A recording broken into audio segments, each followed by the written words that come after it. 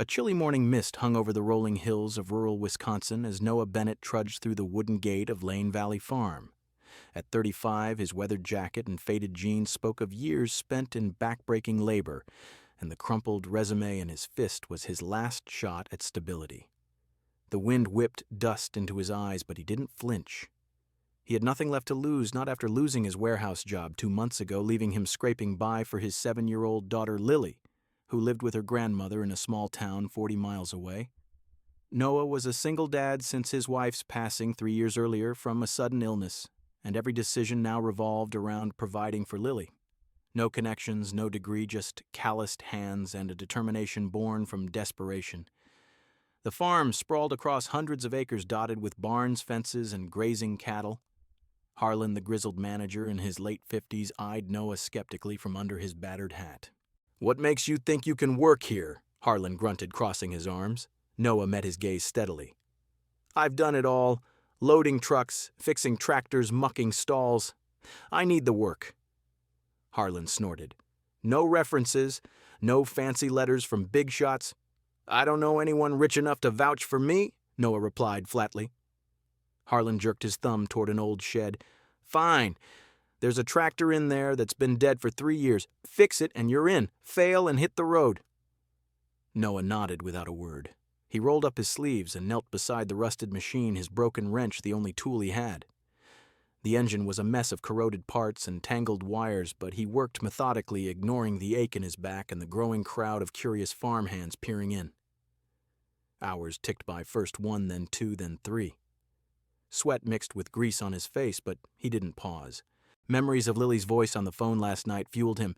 "Daddy, when are you coming home? I miss you."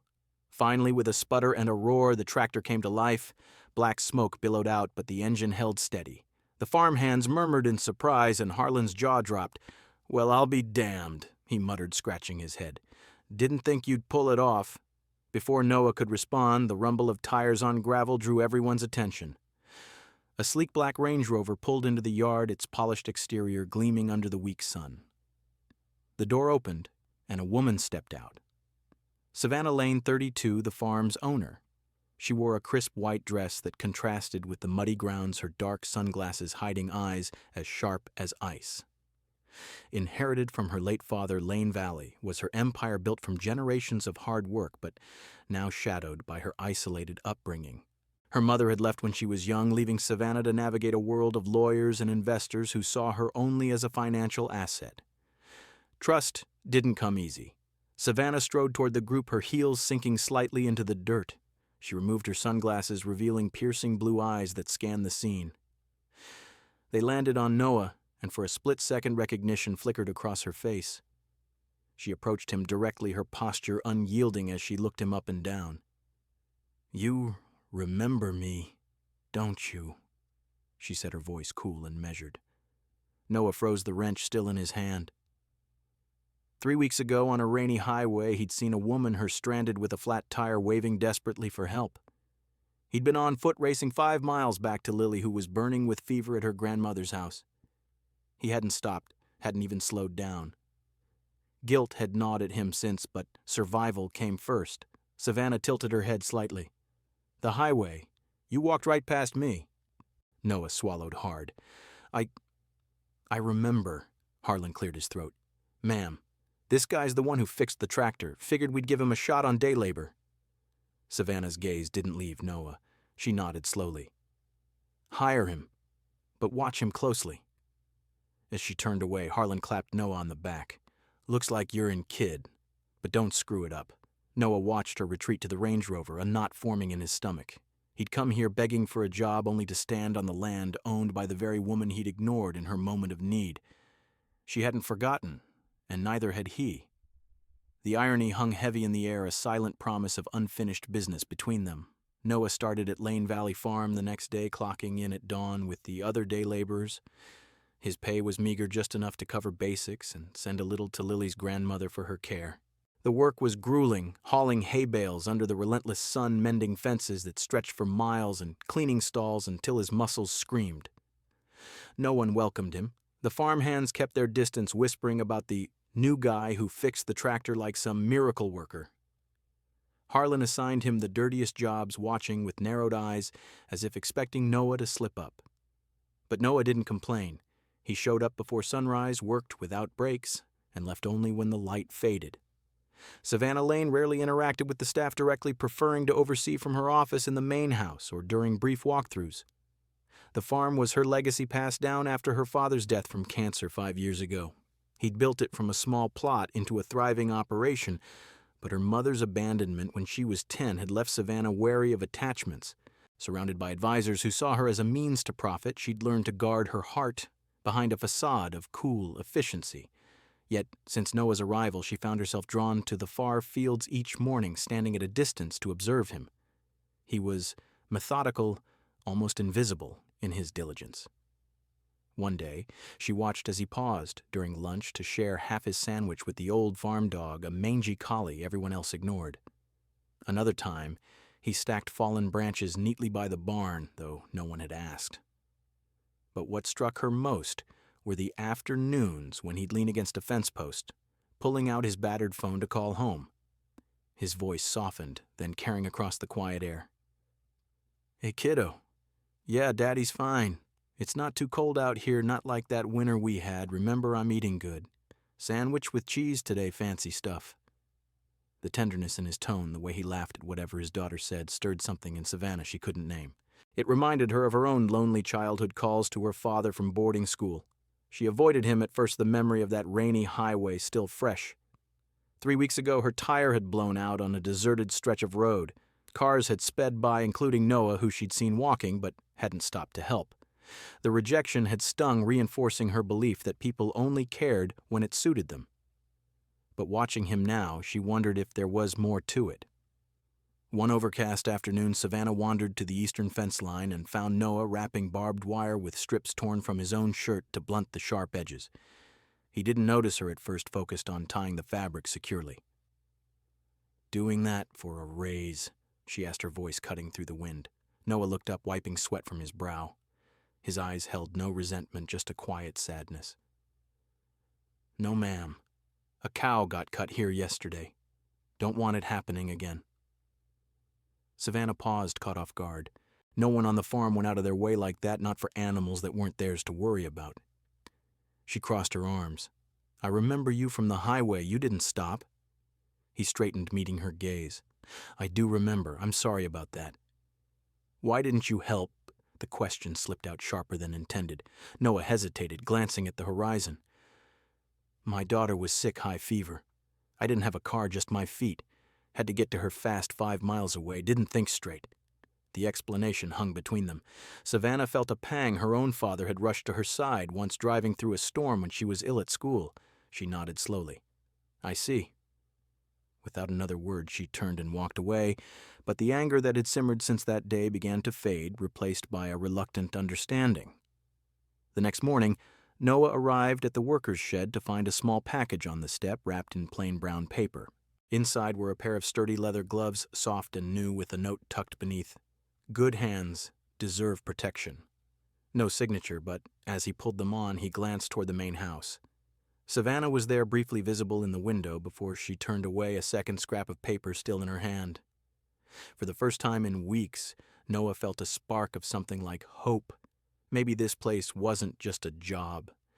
And for Savannah, the anonymous gift was her first step toward seeing beyond the surface, toward trusting that not everyone would walk away. As the days blurred into weeks at Lane Valley Farm, a subtle shift settled over the routine. Savannah threw herself into the transformation project, converting parts of the land into an eco-resort that promised millions in revenue. Meetings with investors filled her morning site, surveys, her afternoons, and late-night calls. With contractors her evenings, she no longer lingered at the fence lines to watch Noah work. The farm's future demanded her full attention, or so she told herself. Yet, in quiet moments, she caught herself glancing toward the fields, wondering about the man who'd fixed more than just a tractor. Noah, meanwhile, kept his head down. He rose at dawn, tackled whatever Harlan threw at him, repairing irrigation lines, herding cattle through muddy pastures, and slipped away as the sun dipped low. His departures grew more frequent, always with a vague excuse, personal matter. Harlan noted it, but said nothing at first. Noah's efficiency made him indispensable. The fences stayed mended, the equipment ran smoother than it had in years. But Noah's eyes held a new wariness, a guardedness that hadn't been there before. He was hiding something not out of malice, but necessity. Lily's condition weighed on him like an anchor. The cough that started as a cold had lingered, turning into ragged fits that kept her up at night.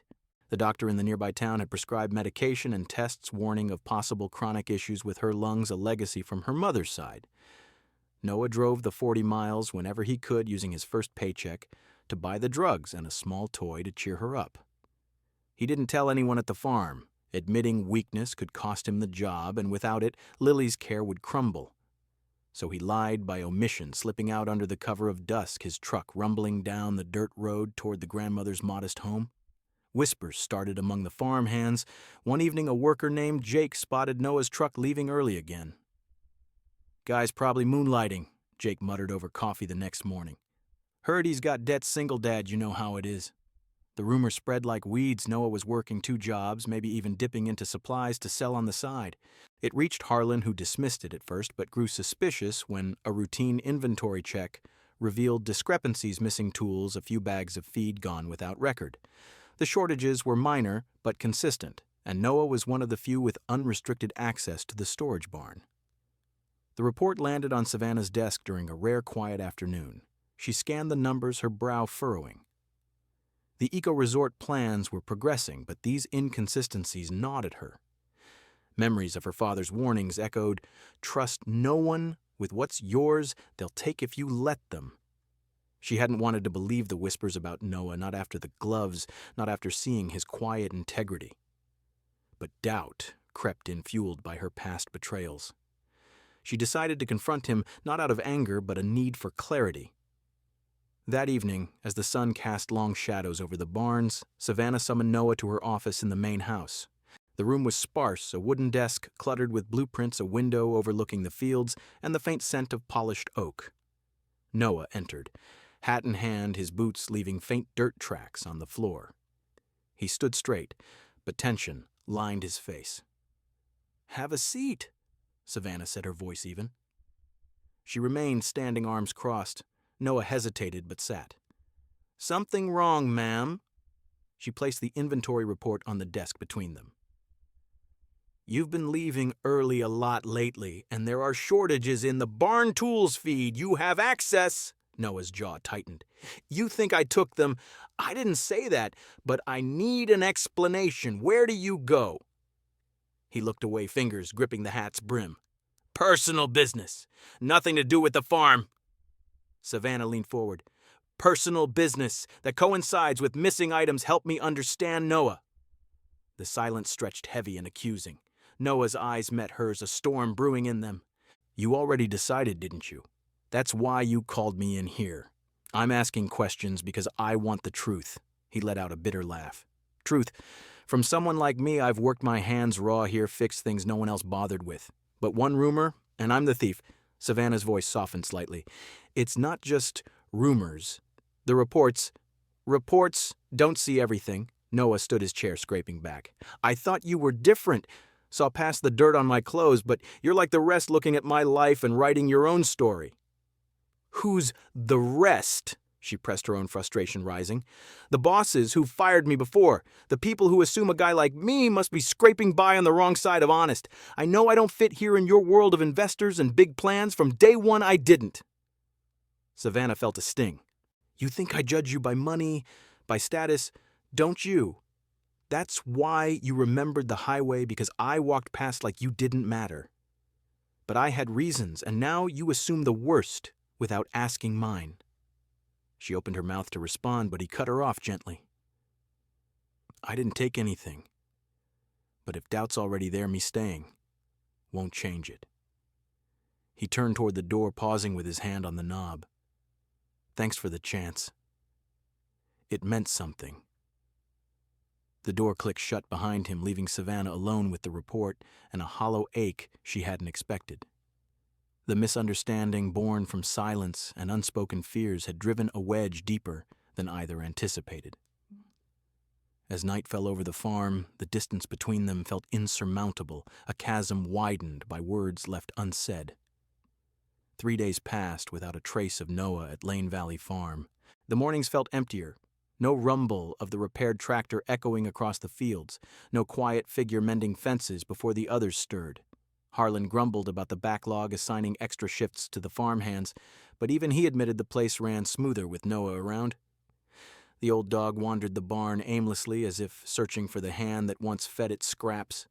Savannah buried herself in blueprints and investor calls, but the absences gnawed at her. She'd replay their confrontation in her mind, his bitter laugh, the door clicking shut. Doubt had poisoned everything, and now the silence was deafening. On the fourth morning, as fog clung to the pastures, a weathered envelope arrived in the mail addressed in childish scrawl. Savannah opened it in her office, expecting another supplier invoice. Instead, a sheet of notebook paper tumbled out, written in pencil with uneven letters. "Dear Miss Lane, Daddy says he won't come back to work. But he didn't do anything wrong. He just brought medicine for me because I cough a lot, and the doctor says I need it to get better.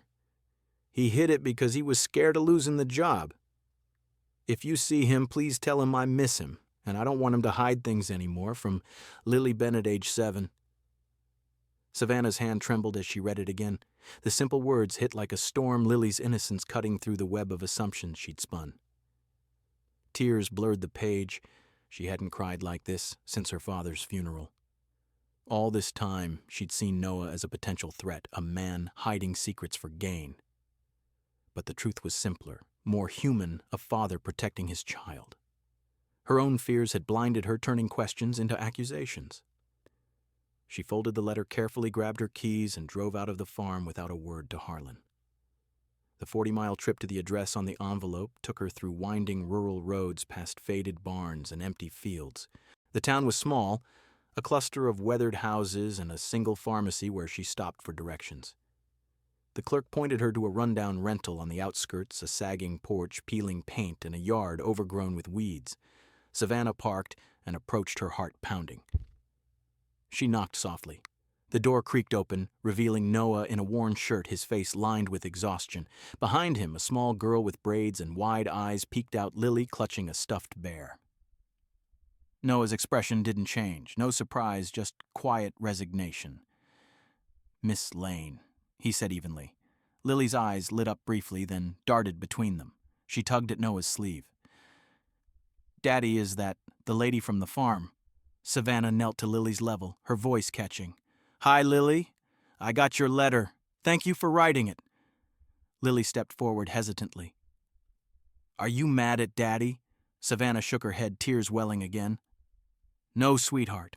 I'm mad at myself for not asking the right questions before I jumped to conclusions." Noah watched silently, his arms crossed. Lily ran to him, wrapping her small arms around his leg. "See, Daddy, I told you." Savannah stood facing Noah. "I thought I had to control everything to protect myself from betrayal. I've been let down before by people who only saw what they could take. But I forgot that some people live honestly from the start. I was wrong to doubt you without hearing your side. And I'm sorry. I hope you know that trust, it started with you even if I didn't show it."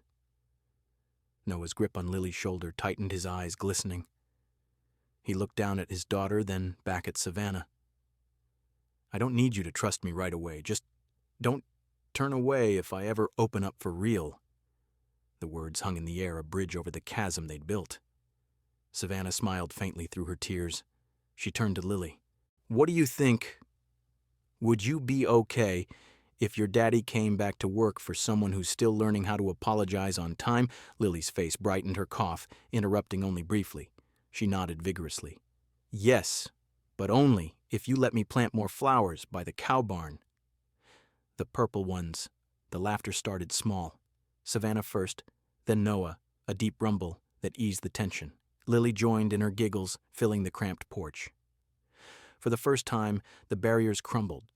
No accusations, no defenses, just 3 people connected by a child's unfiltered honesty. In that moment, the misunderstandings that had nearly torn them apart dissolved, replaced by the raw vulnerability of second chances. 2 weeks after the porch reconciliation, Noah returned to Lane Valley Farm not as a day laborer, but as the new operations manager and personnel advisor. Savannah had created the role specifically for him, tasking him with recruiting and training workers who'd been overlooked elsewhere, those without degrees or references, much like he'd been. His first act was hanging a sign on the bulletin board in the main barn. "Here, you don't need to prove you're worthy. You just need to be real enough to start over." The farmhands noticed the change. Whispers shifted from suspicion to quiet respect as Noah led by example, teaching repairs with patience and ensuring fair shifts. The eco-resort project moved forward, but now with a human touch. Plans included community programs for local families in need. The farm bloomed under a new season's warmth, wildflowers dotting the fences Noah had mended. Savannah found herself delegating more, stepping back from the endless meetings to walk the grounds. She caught glimpses of Noah training a new hire, his voice steady and encouraging, or pausing to help Lily, now visiting on weekends, plant seeds in a small plot by the barn. The girl's cough had eased with consistent treatment, her laughter ringing clearer each day. One golden evening, as the sun dipped toward the horizon, Savannah invited Noah and Lily to dinner at the main house. But instead of the formal dining room with its crystal and linens, she set a simple wooden table under the sprawling cherry tree in the yard. The air carried the scent of fresh earth and blooming petals. On the table, 3 plates of grilled cheese sandwiches, bowls of tomato soup steaming gently, and sliced apples arranged neatly. No wine, no candles, just the fading light and the soft lowing of cattle in the distance. Lily bounced in her seat, dipping her sandwich into the soup with glee. "This is better than pizza," she declared, crumbs on her chin. Savannah smiled, watching father and daughter. Noah sat across from her, relaxed. For the first time in months, his calloused hands folded on the table. As Lily chattered about her flower garden, insisting on more purple ones for the cows, the adults shared a quiet glance. The meal wound down with the girl scampering off to chase fireflies near the barn, her giggles fading into the twilight. Savannah leaned forward, her voice soft. "Noah, if tomorrow I stumble, if I'm not the strong one anymore, would you stay, even when I'm still figuring out how to let people in?" He didn't answer immediately. Instead, he reached into his pocket and pulled out the folded letter from Lily, its edges worn from handling. "I carried this since that day on the porch," he said. "I left once because I thought I wasn't enough. But now I get it, staying doesn't need reasons. It just takes the guts not to repeat old mistakes." Savannah's eyes glistened. "And me, am I worth that?" Noah reached across the table, his hand covering hers. "You've always been. From the day you gave me those gloves even when you didn't have to." Lily returned then, breathless and holding a handful of wildflowers. "For you both," she announced, thrusting them forward. The 3 of them lingered under the tree as stars emerged, the conversation drifting to simple things: Lily's school, the resort's opening dreams for the farm. As night fully claimed the sky, they walked together toward the barn where Lily wanted to check her budding flowers. The path was lit by moonlight Savannah between Noah and the girl, their hands brushing occasionally. Laughter bubbled up again, light unforced, as Lily skipped ahead, planning her next planting. In that moment, amid the quiet rustle of leaves and the distant call of an owl, the fractures of their pasts mended into something whole. Not perfect, but real, a family forged from misunderstandings and quiet acts of faith. Sometimes you don't need someone flawless to rebuild. You just need the one willing to stay when trust is still a work in progress.